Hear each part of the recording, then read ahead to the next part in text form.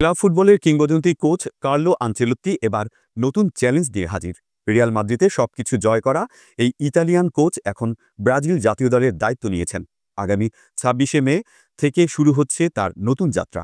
বিশ্ব ফুটবলের সবচেয়ে সফল দল ব্রাজিলের স্বর্ণযুগ কি ফিরিয়ে আনতে পারবেন Don Carlo? Carlo Ancelotti club ফুটবলের ইতিহাসে এক কিংবদন্তি নাম। রিয়াল মাদ্রিদে ২ দফায় কোচিং করে তিনি জিতেছেন ২টি চ্যাম্পিয়ন্স লিগ, ২টি কোপা দেল রে এবং দ্বিতীয় দফা ২টি লা লিগা শিরোপা। এছাড়া এসি মিলান, চেলসি, পিএসজি এবং বায়ার্ন মিউনিখের হয়ে অসংখ্য শিরোপা জিতেছেন। তবে চলতি মৌসুমে রিয়াল মাদ্রিদের জন্য কঠিন সময় গেছে। রক্ষণভাগের সমস্যা, অভিজ্ঞ খেলোয়াড়দের ইনজুরি সত্ত্বেও তিনি দলকে চ্যাম্পিয়ন্স লিগের কোয়ার্টার ফাইনালে, লা লিগায় শীর্ষে লড়াইয়ে এবং কোপা দেল রে ও সুপার কোপার ফাইনালে নিয়ে গেছেন। এমন পারফরমেন্স রিয়াল মাদ্রিদের মতো দলের জন্য সাধারণ মনে হলেও কোনো দলে হলেও এটি উচ্চ প্রশংসার দাবিদার হতো। এবার আনচেলত্তি ব্রাজিল জাতীয় দলের কোচ হিসেবে নতুন অধ্যায় শুরু করছেন। ব্রাজিলের ইতিহাসে এটিই প্রথম কোনো বিদেশি কোচের নিয়োগ। বিশ্ব ফুটবলেও এমন উদাহরণ বিরল। আরও উল্লেখযোগ্য, বিশ্বকাপের ইতিহাসে কোনো দল বিদেশি কোচের অধীনে শিরোপা জিততে পারেনি। তবুও ব্রাজিল ২০২৩ সাল থেকে আনচেলত্তির জন্য অপেক্ষা করছিল। বারবার প্রস্তাব প্রত্যাখ্যানের পর অবশেষে বিশ্বকাপের ১ বছর আগে তিনি দায়িত্ব নিয়েছেন। ব্রাজিল এখন বিশ্বকাপ বাছাই পর্বে সংগ্রাম করছে। যদিও বিদায়ের আশঙ্কা নেই, তবে দলের বর্তমান ফর্ম বিশ্বকাপ জয়ের আশা জাগায় না। এমন কঠিন সময় আনচেলত্তি হাল ধরেছেন।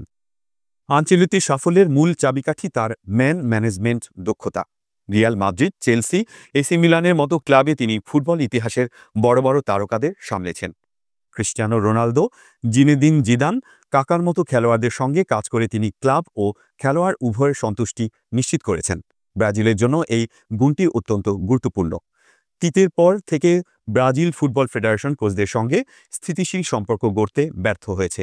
রেমন মেনেজেস, ফের্নান্দো দিনিস, দরিভাল জুনিয়রের সঙ্গে বোর্ডের সম্পর্ক ভেঙে গেছে। আনচেলত্তির অভিজ্ঞতা এই অস্থিরতা কাটিয়ে দলকে ঐক্যবদ্ধ করতে পারে। ব্রাজিল দলের মূল চ্যালেঞ্জ হল তাদের প্রতিভাকে কাজে লাগানো। ভিনিসিয়াস জুনিয়র, রদ্রিগো গোয়েস এবং এডার মিলিতাও, এই ৩ ব্রাজিলিয়ান তারকা রিয়াল মাদ্রিদে আনচেলত্তির অধীনে নিজেদের সেরাটা দিয়েছেন। কিন্তু জাতীয় দলে ভিনিসিয়াসের পারফরমেন্স হতাশাজনক। ৩৯ ম্যাচে মাত্র ৬ গোল তার।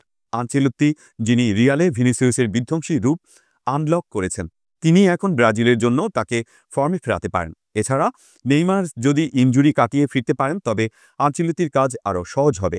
তার নকআউট টুর্নামেন্টে সফলতার রেকর্ডও ব্রাজিলের জন্য আশার আলো। আনচেলত্তির জন্য ব্রাজিলের কোচিং একটি সাধারণ চ্যালেঞ্জ নয়, বরং ফুটবল ইতিহাসে সর্বকালের সেরা কোচ হওয়ার সুযোগ।